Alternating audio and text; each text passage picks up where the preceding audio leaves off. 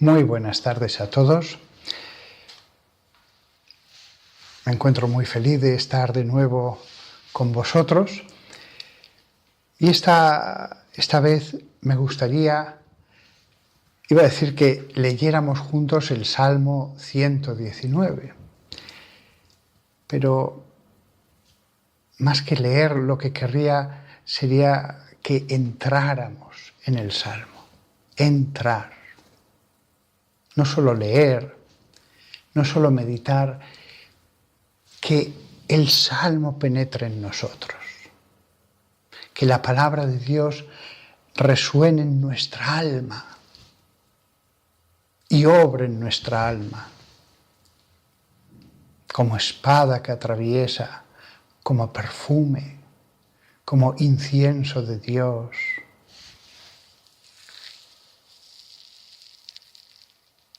Qué gran labor la del predicador.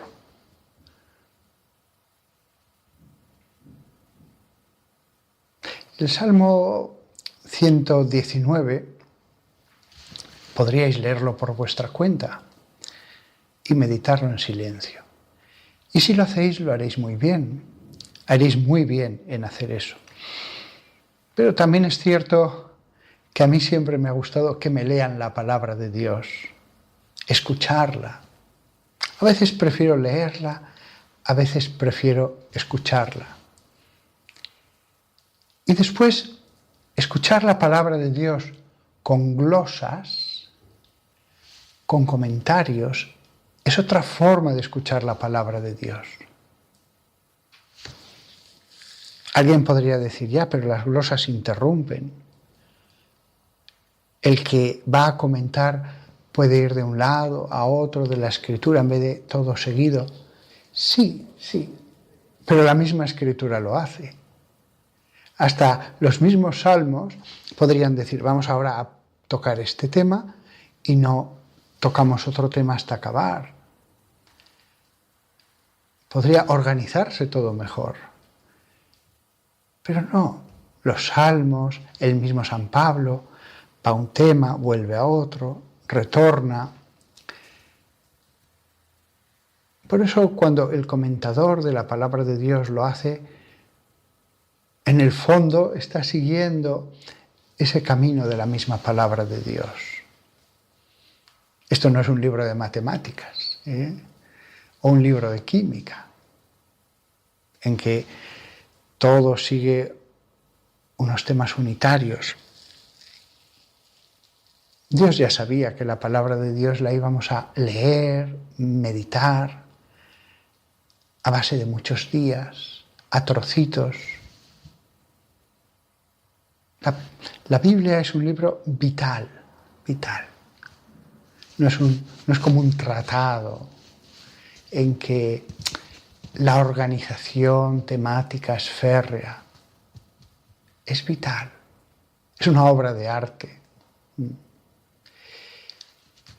Leer un salmo es un modo de penetrar en la palabra de Dios. Escuchar comentarios sobre la palabra de Dios es otro modo de que la palabra de Dios nos transforme. De hecho, yo mismo ahora cuando os voy a dar esta charla, hago propósito, no sé si lo cumpliré, de leer la palabra de Dios. Por supuesto, aquello de lo que os voy a hablar ya lo he leído y meditado, y sin embargo, quiero una vez más, yo que leeré esos textos, quiero escucharlos.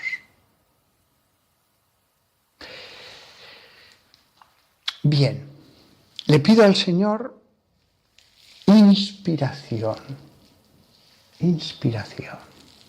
Si contara para esta charla solo con mis propias fuerzas, con lo que se me ocurra, la charla sería muy humana. Pero le pido al Señor inspiración. Pedid y se os dará. pedid y se os dará. Pedid como si ya os lo hubieran dado, dice Jesús. Viene a decir, como si ya estuviera hecho. Con esa fe hay que pedir. En otras cosas, no. Depende de planes de Dios, si le pido que me toque la lotería, incluso que me sane la cruz. Pero cuando se le pide, Señor, inspírame para ayudar al prójimo, es una buena petición. Allí sí que podemos contar con la benevolencia de Dios, salvo que Dios quiera humillarme. Tiene derecho a humillarme. Tiene derecho. Y también eso sigue unos planes, unas razones. Bien, le pido inspiración. También le pido, al entrar en este salmo, que mis palabras, al estar mezcladas con la palabra de Dios, sean un bálsamo, el aroma de la voz de Dios. Podría ser en estado puro. En este caso, será a través de mi pobre voz, que no es la más bella del mundo, es un poco aguda. Será a través de mi voz y de mis comentarios. Pero ya lo he dicho, a veces es preferible. A veces, en vez de un incienso puro, se pone mezcla de inciensos. El incienso que se iba a usar en la tienda de la reunión para el culto de Dios podía haber sido un incienso puro. Sin embargo, es una mezcla de varias sustancias.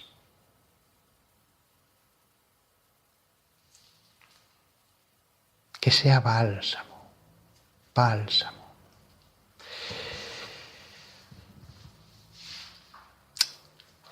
Otra cosa quiero decir de esta charla. Cuando uno se acerca a Dios con sencillez de corazón, sea quien sea el predicador, cuando uno solo busca a Dios en la escucha de la palabra, siempre hay fruto, siempre, siempre, siempre. Cuando estaba meditando el Salmo y pensaba en hacer la charla, dije, me tengo que esforzar porque resuene la palabra del Altísimo. En un principio dije, no, pues que casi todo sea lectura del Salmo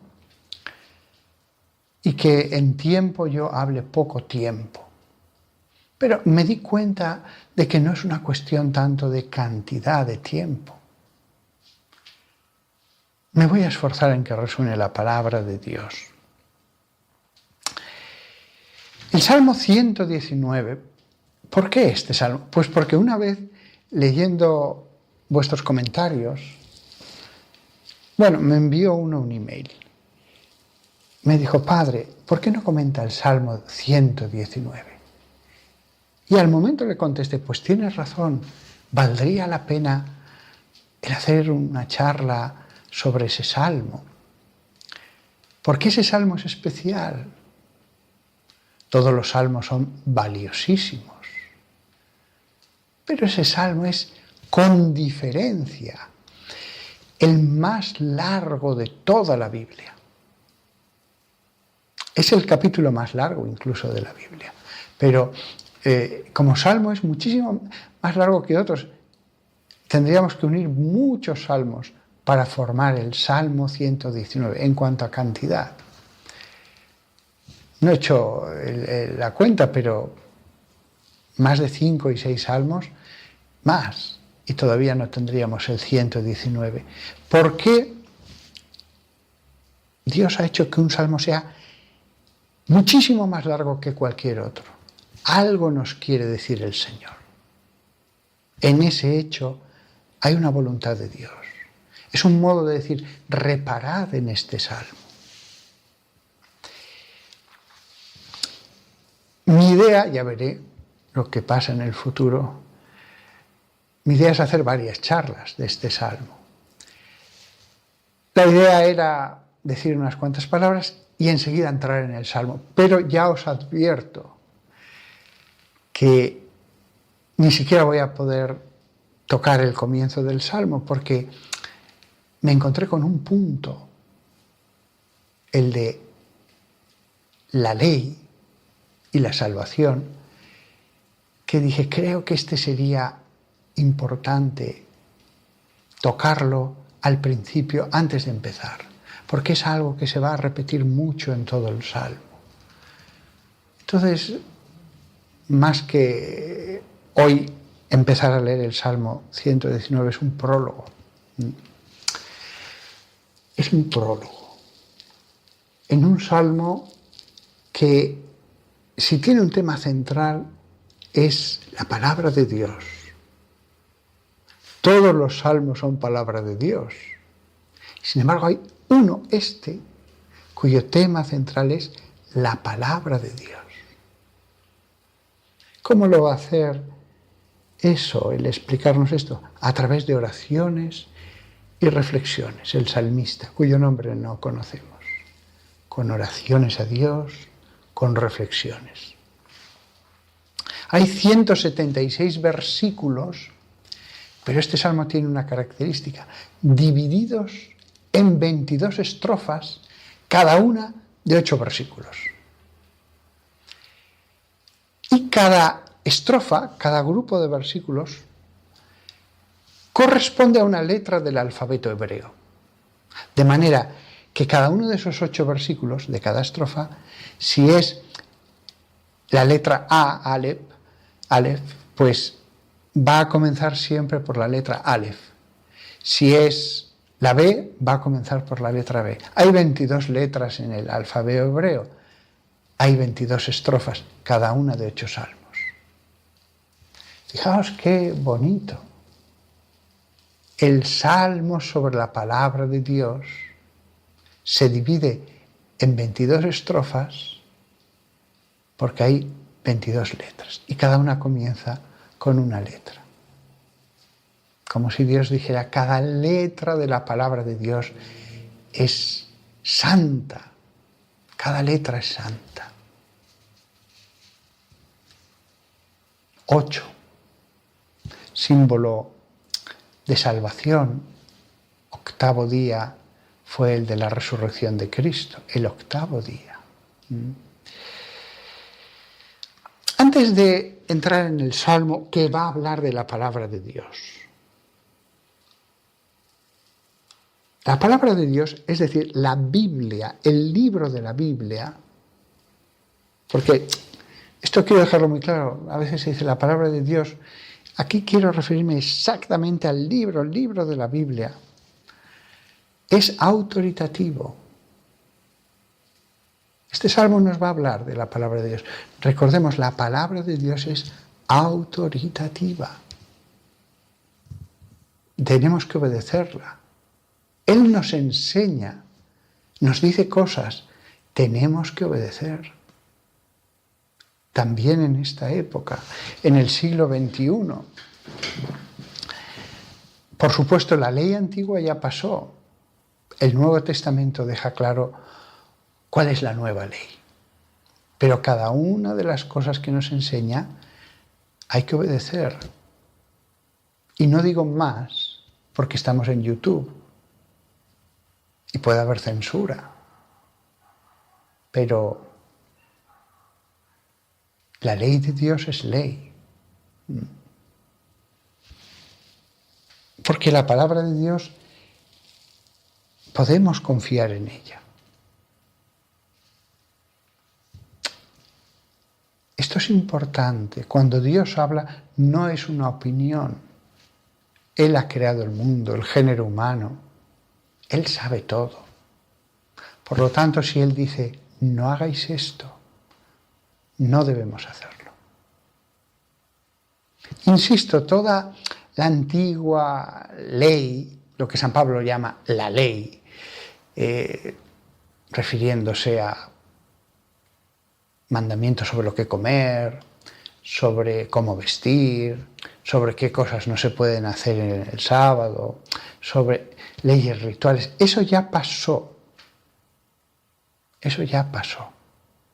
Lo que hay de eterno en el Antiguo Testamento, de permanente, eso permanece. A veces son leyes morales, a veces son consejos, a veces es alabanza a Dios, pero también hay cosas que debemos hacer y cosas que no debemos hacer. El Nuevo Testamento nos indica cuál es la ley de los cristianos.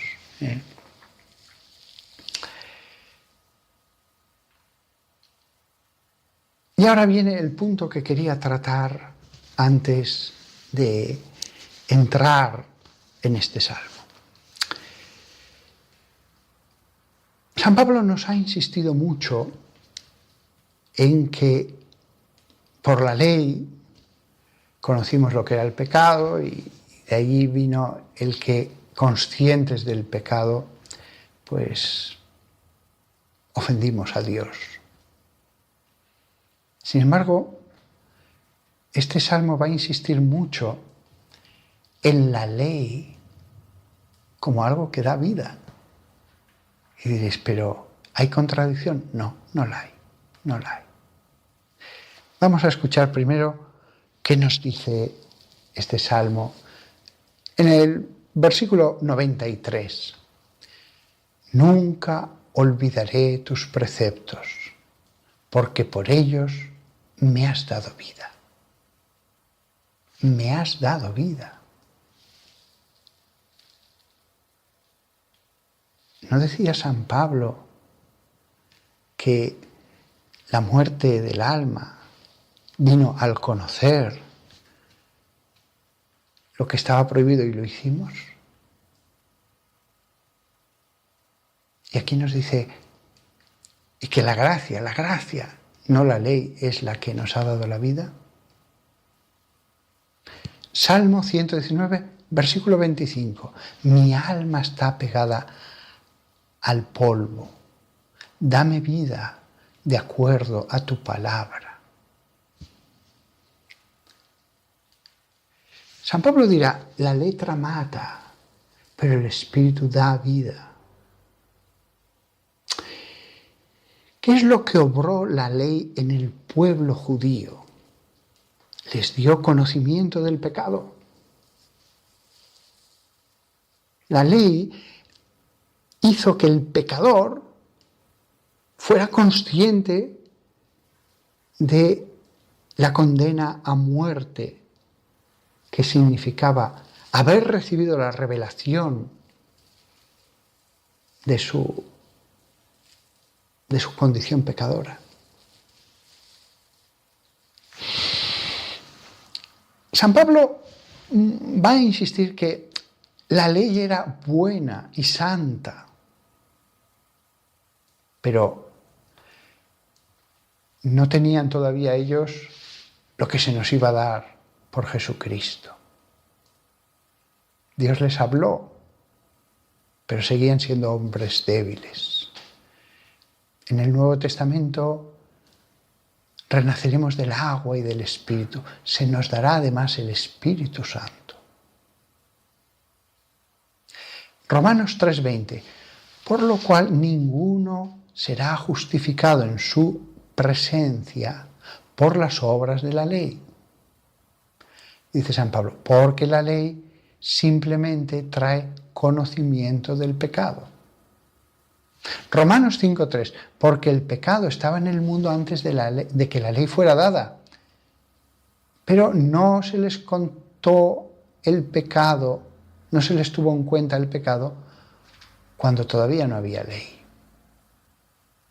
Romanos 7:10, así descubrí que cada mandamiento que estaba dado para dar vida, de hecho trajo muerte. 1 Corintios 15:56, el aguijón de la muerte es el pecado y el poder de la muerte es la ley.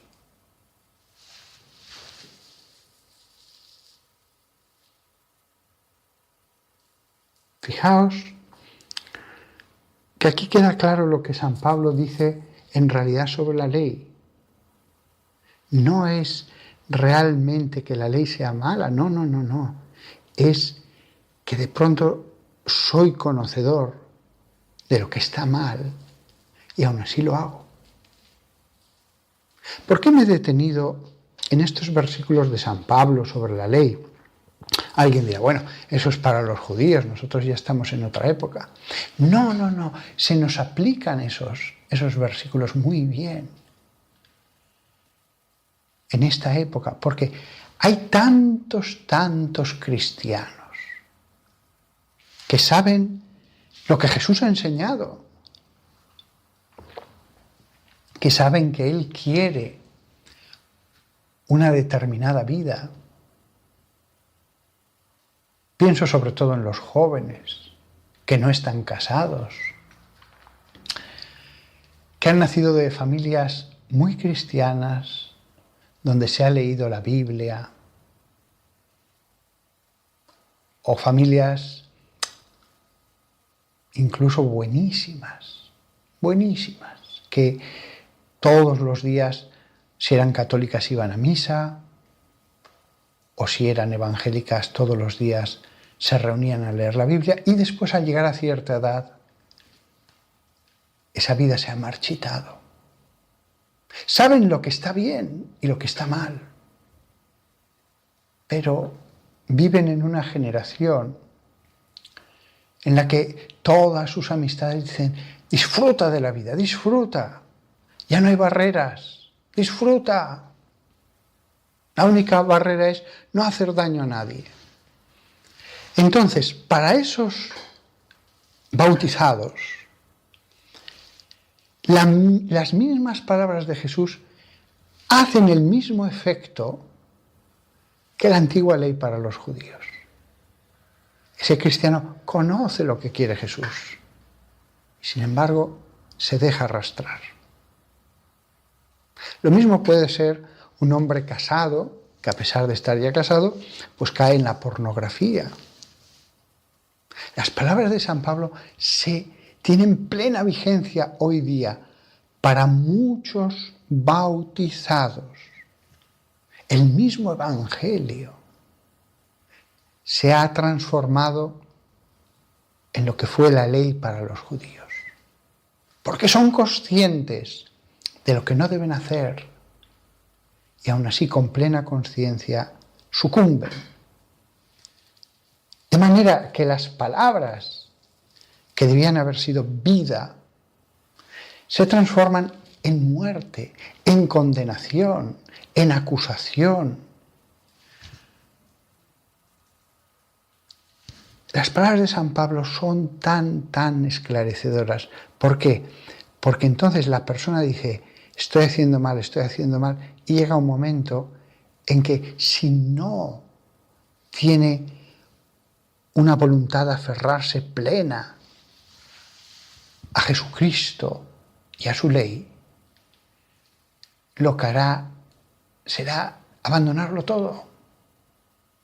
Ya no orará, ya no irá a misa si es católico, o irá a la iglesia a escuchar al pastor y a cantar canciones con todos si es evangélico. Porque se siente que ha traicionado a Jesús. Porque esa misma ley de Jesús le abrasa. Si piensa en ella, si medita, se da cuenta de que está haciendo lo que Jesús no quiere. Entonces hay una reacción. Fijaos qué importante son esas reflexiones de San Pablo sobre la ley,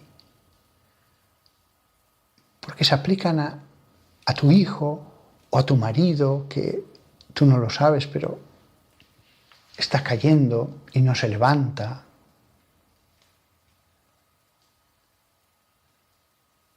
Por lo tanto, vemos que nada en la palabra de Dios es inútil. Nada es inútil. Incluso cuando San Pablo parece hablar de una cuestión muy concreta que compete solo al pueblo judío. ¿Qué decir en esa situación? El salmo que he dicho, el 119. Porque dice el Salmo 119, versículo 156, grande es tu misericordia, Señor, dame vida de acuerdo a tus reglas. En ese salmo se habla de palabra de Dios, de leyes, de mandatos, de reglas, de estatutos. Hay muchas maneras de referirse, pero aquí dice reglas. No todo en la Biblia son alabanzas a Dios, también hay unas reglas. Dame vida de acuerdo a tus reglas. Alguien podría decir, yo creo en San Pablo, lo que tengo que pedir es la gracia y ya está. No, hay unas reglas. Hay unas reglas y si recibes la gracia,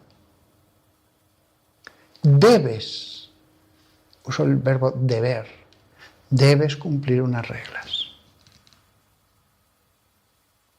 Los 10 mandamientos.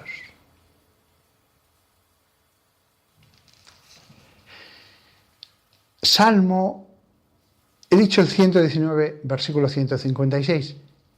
Fijaos lo que dice el Salmo 19, versículo 7. La ley del Señor es perfecta. Hace revivir al alma. Hace revivir al alma. La ley. La ley cuando la cumplimos hace revivir, da vida. Se habla muchas veces en este Salmo 19 de esa relación entre vida y ley, estatutos, reglas, normas, etc.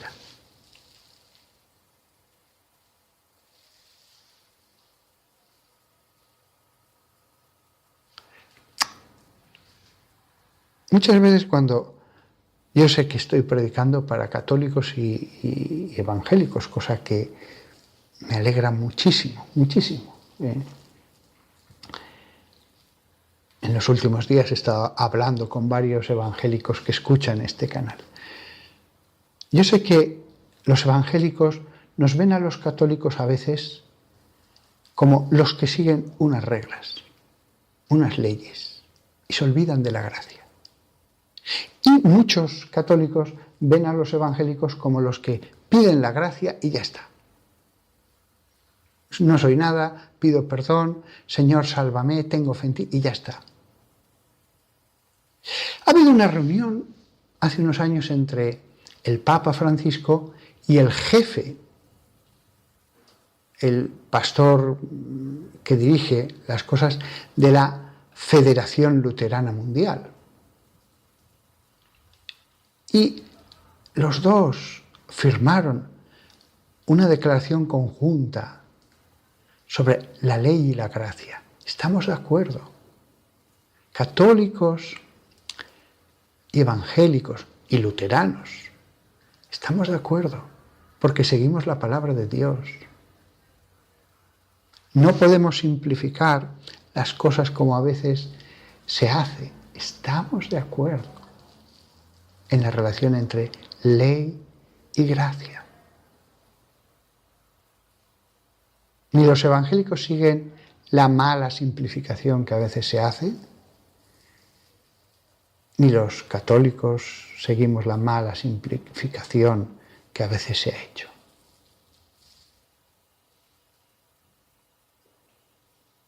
¿Hay contradicción entre ley y gracia? No.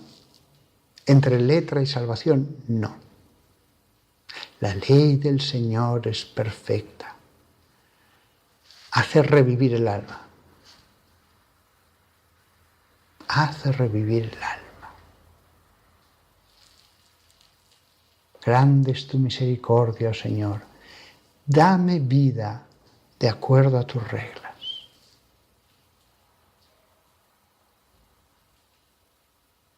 Las reglas del Señor no podemos cambiarlas. Solo podemos inclinarnos y obedecer.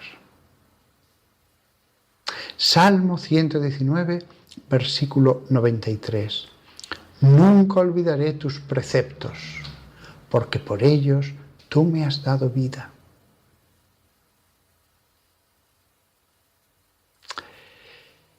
Incluso al joven de 18 años que sale todos los sábados por la noche con los amigos y vuelve a las 4 de la mañana. Nunca olvidaré tus preceptos, porque por ellos me has dado vida. La vida está en el sometimiento a los mandamientos de Dios. A unos cuantos, no, a todos.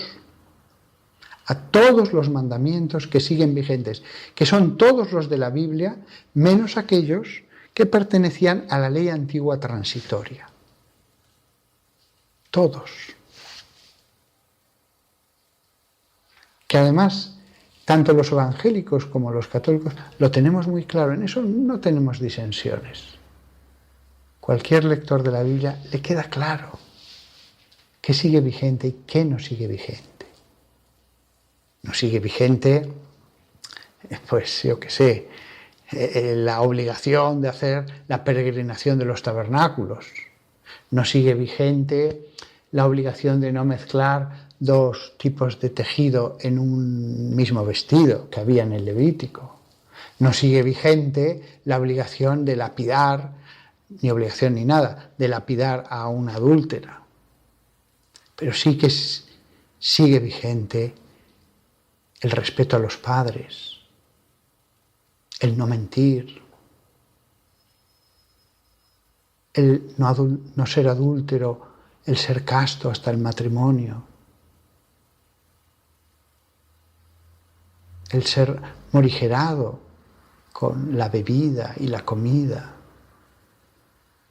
y tantas otras cosas. Ya, pero es que nuestra sociedad nos dice que tal o cual cosa no está bien. Pues tienes que elegir entre la palabra de Dios o lo que te diga la sociedad. Ojo, libertad, libertad, libertad. Pero aquí ya no se puede decir todo. Prefiero que me escuchéis parcialmente a que saquen este vídeo. Es como si estuviera predicando en una iglesia de China. Prefiero no criticar al gobierno y seguir predicando que no al día siguiente estoy en un campo de reeducación. No es cobardía, pero es usar la cabeza mientras podamos evitar una persecución que vendrá, todo vendrá a su tiempo. De momento solo hay censura. Hay que escoger o las reglas, estatutos, ordenanzas del Señor, o creo mejor al mundo, a la televisión. Vivimos, no os desesperéis, padres, católicos y evangélicos, de vuestros hijos. Vivimos el preludio de la gran apostasía. Hay que aceptarlo. No os preocupéis, orad por vuestros hijos, dadles amor. Cuando Dios quiera, tocará en la puerta de su alma. Lo importante es que se salven, pero ahora por forzar esa puerta no vais a lograr nada. Pero después vemos a tantos chicos con depresión, sin alegría, que se enfadan por cualquier cosa. Nunca olvidaré tus preceptos, porque por ellos me has dado vida. Yo lo veo, porque a veces voy invitado a comer a una familia. He visto a los niños pequeños que han crecido, podría decir varias, tan buenos, tan angelicales, y a partir de cierta edad tienen un cambio radical. Ya estaban malhumorados, llegan a la mesa, no abren la boca, están malhumorados, si se les habla y tal, contestan con monosílabos. Y en cuanto han comido la última cucharada del postre, adiós, a la habitación. a encerrarse otra vez en Internet. Esto lo he visto tantas veces, en tantas familias. Ha pasado lo de San Pablo. Vivieron el amor a Dios. Pero en un momento dado, el árbol del conocimiento del bien y del mal, y se rechaza la ley, porque la ley te acusa, porque tú crees, tienes fe y sabes que no estás haciendo el bien. Entonces hay una lucha. Y al final, la mayoría de los jóvenes de España en 2023 se liberan de ese lastre, que pesa mucho. No les juzgo, les deseo el mejor bien, les comprendo, pero nunca olvidaré tus preceptos, porque por ellos me has dado vida. Y cuando ves a un joven que se confiesa, que va a misa, que ora, es una cara fresca, sus palabras son buenas, ama a sus padres. Es curioso cómo cambia tanto el carácter de las personas en tan poco tiempo. Por supuesto hay muchos términos medios. Por supuesto estoy hablando de los jóvenes, pero se puede referir a una esposa o a un marido, incluso a un anciano. Por supuesto que el abandono de las leyes del Altísimo puede ocurrir a cualquier edad y puede cambiar el carácter y puede venir la tristeza. Por supuesto.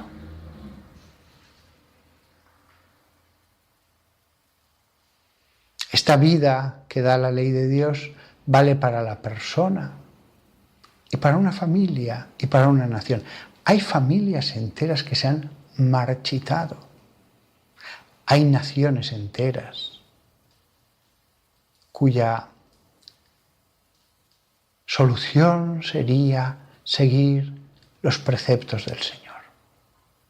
Mire, es que hay problemas económicos, problemas sociales, problemas con la justicia, los jueces no son independientes en este país, hay corrupción en la policía en tal país. La adoración a Dios, el sometimiento a su ley, es vida para una nación, también para una colectividad.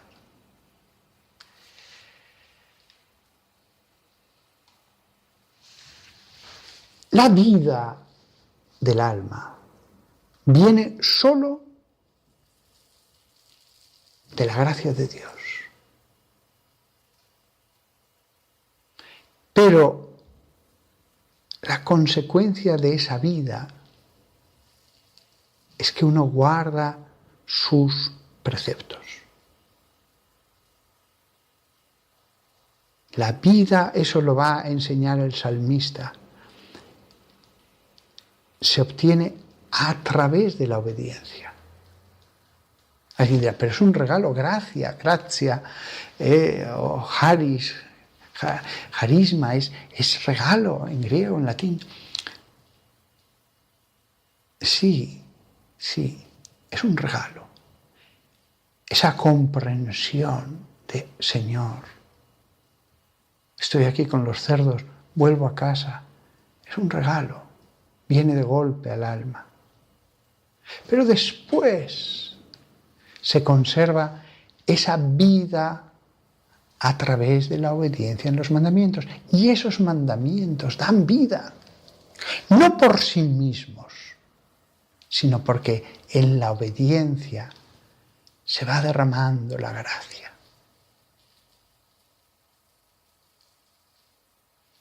Se va derramando la gracia. Incluso en la primera fase, antes de la conversión, uno puede buscar a Dios. no me he convertido, sigo en el pecado, pero estoy leyendo la palabra de Dios y la medito y digo, Señor, ilumíname. En ese trabajo ya vienen gracias, ya vienen gracias. Alguien dirá, pero no noto nada. A lo mejor todo lo que estás trabajando va a venir de golpe en un solo momento. Pero el esfuerzo, el trabajo, siempre obtienen el agradecimiento de Dios. La vida es ganada por la obediencia. La obediencia no es una cosa que se añade allí. Sí, pues ya creo en Dios y entonces pues lo obedezco. No. La vida es ganada por la obediencia. Insisto, un precepto, un estatuto, algo que ha establecido Dios, de por sí no nos va a dar la gracia, pero sí que en la obediencia se nos da la gracia. La gracia viene solo de Dios, pero en la obediencia se derraman tantas gracias y tan distintas.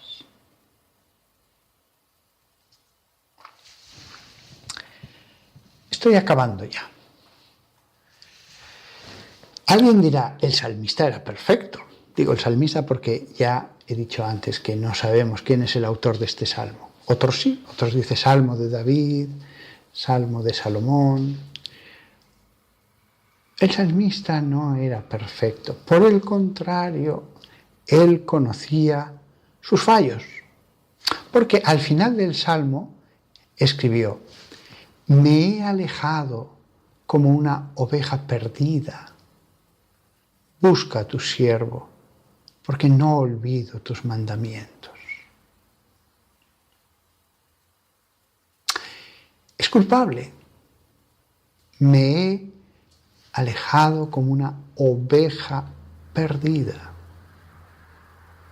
Esto no se dice porque uno cometa pequeñas faltas, lo que se llaman pecados veniales, no. Tener pecados veniales no es ser una oveja perdida. Ser una oveja perdida es el que se ha alejado. Y lo dice el salmista. Busca a tu siervo. La gracia. Ese buscar es que de pronto siento en mi alma qué bien estaba en casa. Sí, en casa hay unas reglas, en casa hay unas normas, pero qué bien estaba. Era feliz en la obediencia, en el sometimiento. No aquí cuidando cerdos en un país lejano. Me he alejado como una oveja perdida. Busca a tu siervo, porque no olvido tus mandamientos. Aquí hay una cosa muy interesante. Dice, me he alejado, busca. Lo dice en presente, busca. Quizás estaba alejado en ese momento de la obediencia. Sin embargo, el que escribió esto, escribió un salmo que es palabra de Dios.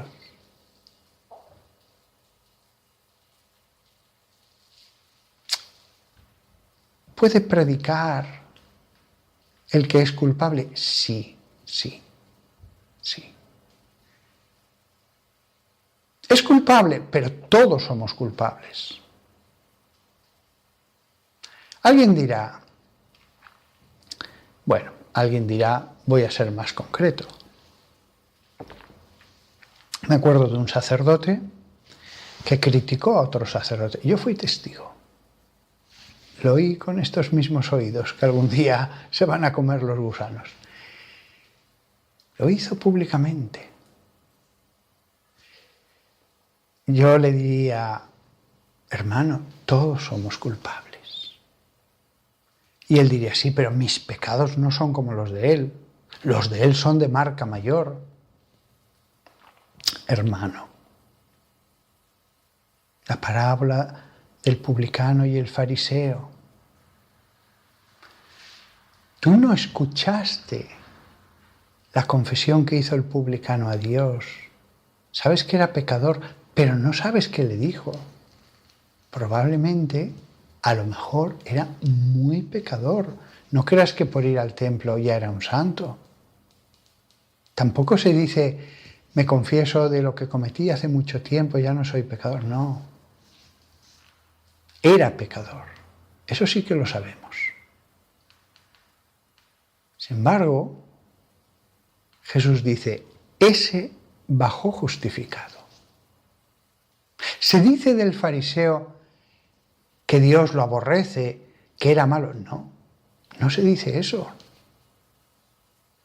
Pero en ese momento pecó de soberbia. Yo no soy como ese.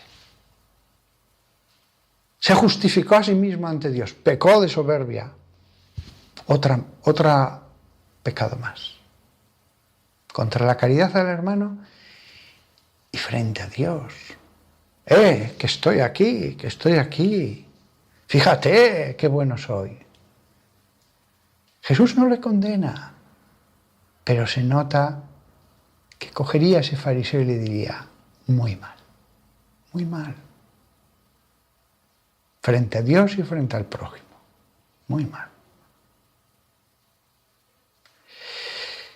Todos somos pecadores, lo decimos, pero cuando a veces criticamos al prójimo, decimos, no, pero es que lo de él es de marca mayor.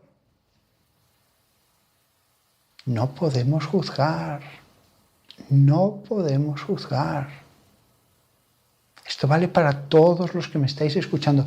Por favor, no critiquéis. Lo dice la ley. No juzguéis. La ley habla de la crítica.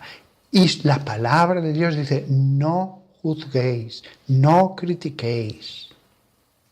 Pero es que es verdad, pero también es pecado la crítica. Solo hay que decir algo malo de alguien si de verdad es necesario o muy conveniente. Vale. Hay casos en que no es mera crítica. Oye, me sabe mal, ten cuidado porque esta persona roba. Cuando entre en la tienda, estate atento. Vale. Oye, soy tu contable. Tu hijo se te está llevando el dinero. Vale, es necesario decirlo. Pero esos casos son muy pocos, muy pocos. Además, no el que más critica después suele ser el más heroico en decir las cosas cuando tiene obligación de decirlas. Al revés, el hombre virtuoso que no critica siempre, porque es virtuoso, acabará diciendo lo que hay que decir y no diciendo lo que no hay que decir. No podemos juzgar. Y hablando de los pastores protestantes o sacerdotes católicos, esto lo digo porque también me escuchan algunos pastores protestantes. ¿Soy pecador? ¿Puedo predicar? Sí. Pero soy pecador. Todos somos pecadores.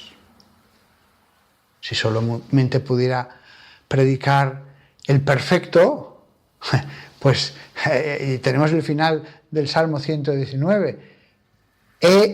Me he alejado como una oveja perdida. Busca a tu siervo. No podría haber abierto la boca. Y de este hombre sale la palabra de Dios. De este hombre.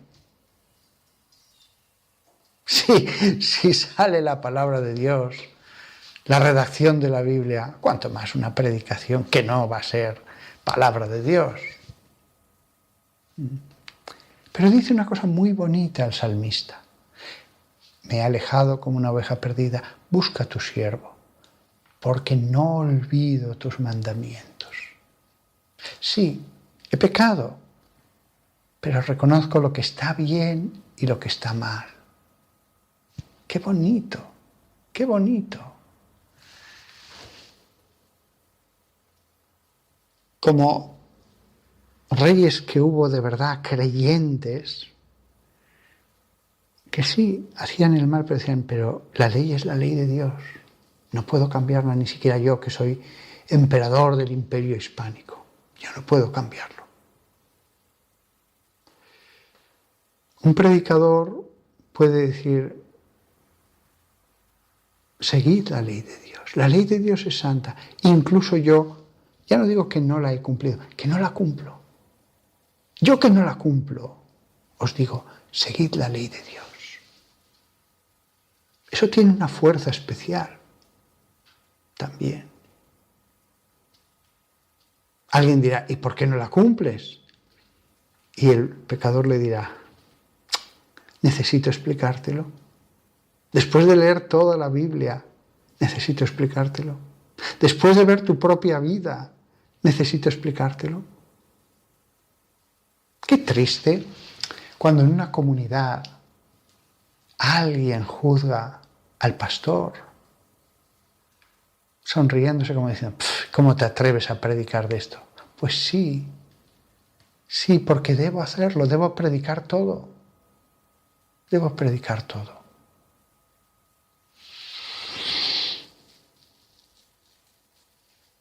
La verdad ha de ser plena. Nunca ninguno de los que me estáis escuchando dejéis de predicar porque digas, ¿cómo puedo yo predicar esto? ¿Cómo puedo? Pues sí, hazlo. Y si fueran conocidas tus debilidades, di, sí, yo que no lo he cumplido, os digo, seguid la ley de Dios. ¿Hay aquí alguno perfecto y santo? Muy bien, que él predique también. Pero muchas veces nos ha ocurrido que la palabra del pecador tenía más fuerza que la del supuesto hombre santo. Santo no, perfecto en el cumplimiento. Además, alguno que ha predicado, yo ni le he juzgado de pensamiento, pero podría haber dicho, sí, lo creo. Has cumplido. Pero qué malos sentimientos, qué poca caridad, qué duro eres. Oye, ¿sabes que serás juzgado acerca del amor? El juicio será acerca del amor. Todas esas leyes, estatutos, ordenanzas, todas, son solo medios para la gracia de Dios. Medios para que ames más. En el cielo no importará si eres un judío o un cristiano. Lo que importará es lo que cuando mueras haya de amor. Es así. No es que Jesús vaya a decir, oye, tú eres cristiano. Ah, bueno, entonces ya te pongo aquí y te voy a dar mucho más premio. No. Si el cristianismo es un medio solamente. Lo que importa es la vida eterna, que es vida y que es amor. Por lo tanto, alguno se puede morir con toda su virtud y decir, pero Señor, porque este trabajador de la viña, que además se arrepintió hacia el final, goza mucho más de ti en el cielo y es mucho más feliz, porque amó más.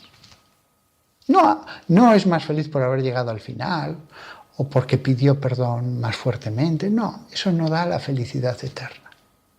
El grado de felicidad eterna.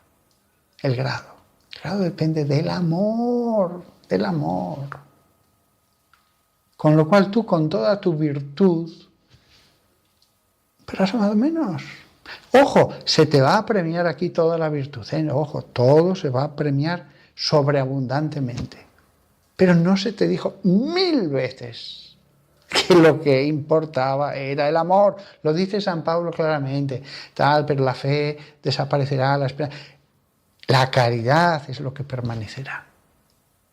La caridad. Yo que he estado dando esta charla. Entonces, ¿da lo mismo lo que hagamos y lo que importa es el amor? No.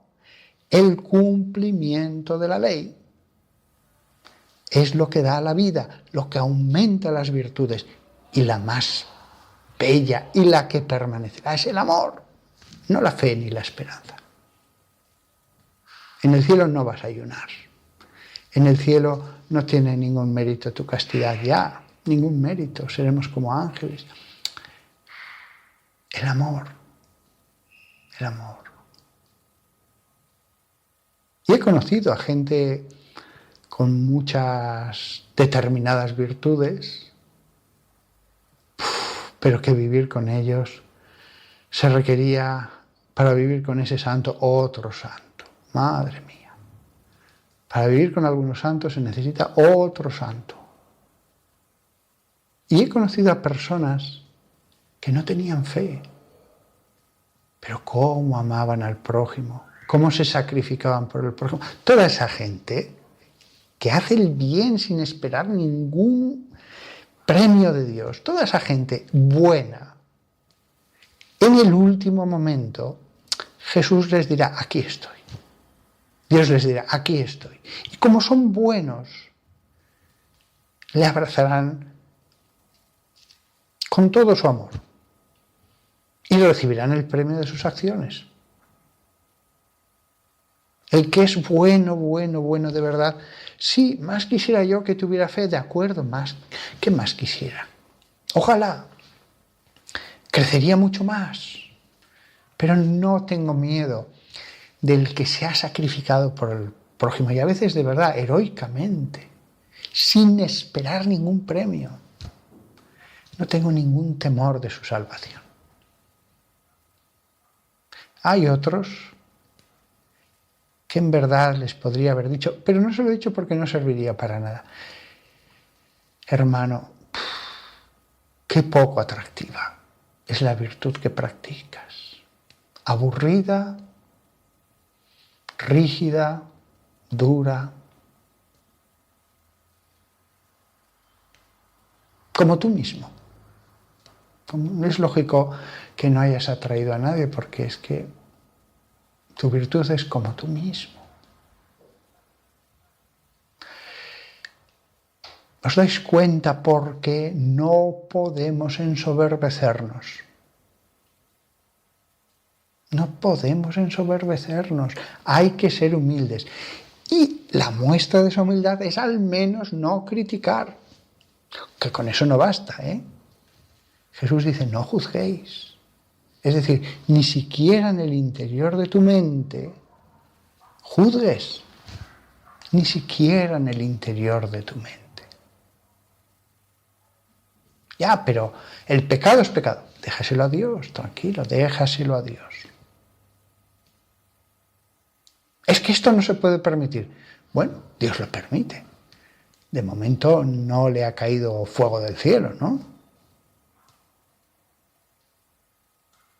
Y diréis, pero hombre, ¿eso vale para todos? No, no. Hay pecados en los que interviene Dios.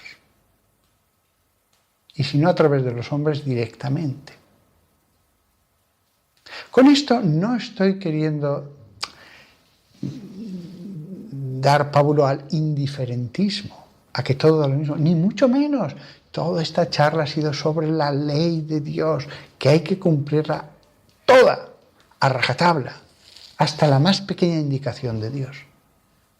Pero no debemos juzgar. No debemos juzgar.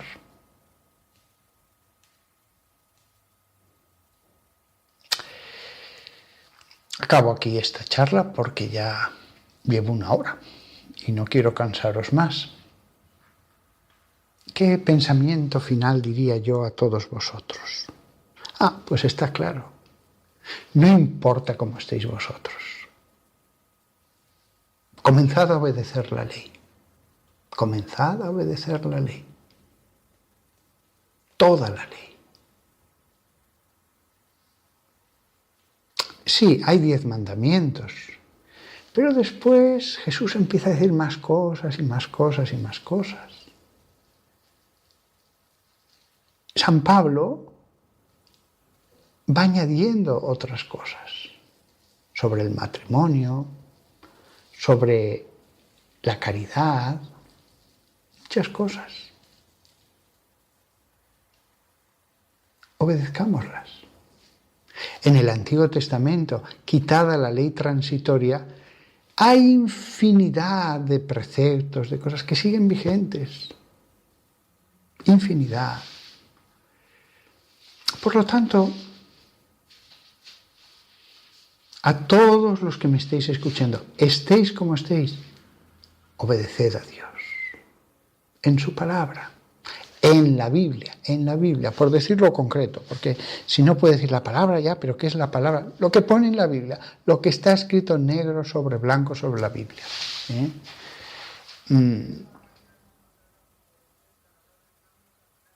Y los hijos, ora por ellos, dales buen ejemplo, no fuerces la puerta, no trates de entrar ni que quieras ni que no.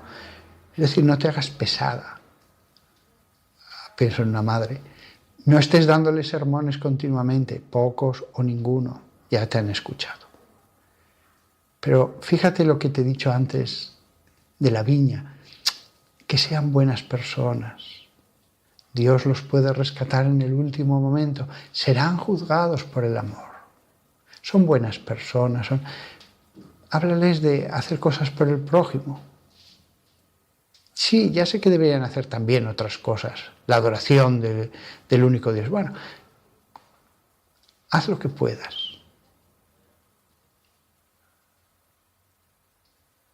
Este salmo es un salmo, en el fondo, que da esperanza, porque al final se declara el mismo que nos ha predicado como un pecador, el mismo que ha orado ante Dios como un pecador, el mismo que ha sido usado como instrumento de Dios para dar un trocito de su palabra, el Salmo 119, resulta que es un pecador. Vale. Es un salmo que da mucha esperanza y que nos deja claro dónde está la fuente, de donde podemos conseguir vida. La ley del Señor hace revivir al alma.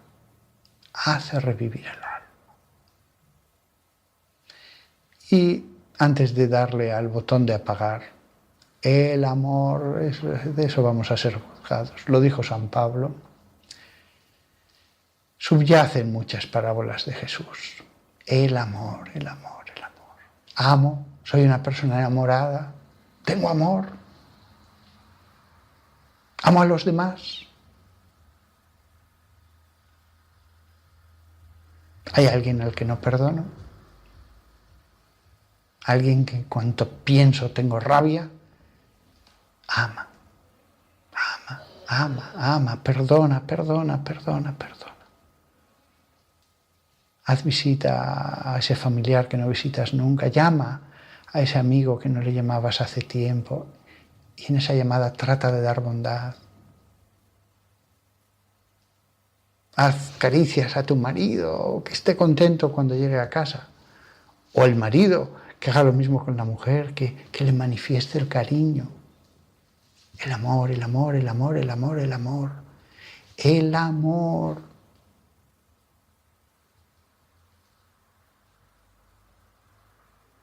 Todos tenemos menos amor de lo que pensamos, ¿eh? Porque cuando hablamos del amor siempre decimos, Señor, te quiero infinito. Y ya creemos que como le hemos dicho que le queremos infinito, pues ya está, todo dicho. Se le quiere infinito, sí. Pero las obras son lo que lo muestran. Las obras. La obediencia a esa ley, cuya ley también nos lleva al amor del prójimo. La obediencia a la ley es expresión de amor. Nada más. Os voy a dar una bendición para acabar. Señor Dios Todopoderoso, yo tengo tu palabra, pero tú tienes la gracia. Yo te pido, te suplico que envíes la gracia a los que me escuchan ahora. tú, Señor. Eres el único dador de gracia, el único que puedes tocar directamente los corazones. Envía tu gracia. Y la bendición de Dios Todopoderoso, Padre, Hijo y Espíritu Santo descienda sobre todos vosotros.